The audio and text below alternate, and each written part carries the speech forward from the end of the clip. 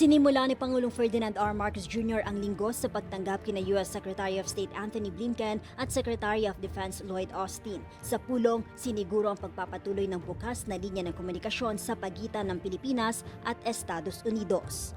Matapos dito, pinangunahan ng Pangulo ang sectoral meeting sa palasyo kung saan tinalakay ang mga paghahanda ng pamahalaan para sa La Nina. Dito naman inilatag ang Comprehensive Drainage Master Plan at iba pang flood control measures ng gobyerno.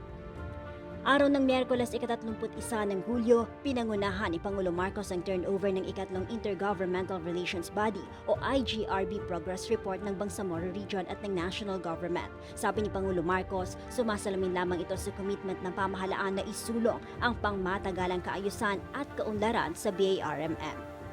Araw ng Biyernes, ika-5 ng Agosto, tinanggap ni Pangulo Marcos sa Malacanang si Secretary General Toshimitsu Motegi ng Liberal Democratic Party of Japan. Dito nagkasundo ang dalawang opisyal na patatagin pa ang bilateral relations ng Japan at Pilipinas. Matapos nito, pinangasiwa naman ni Pangulo Marcos ang oath-taking ceremony ng Association of Philippine Journalists sa Mahang Plaridel Foundation Incorporated.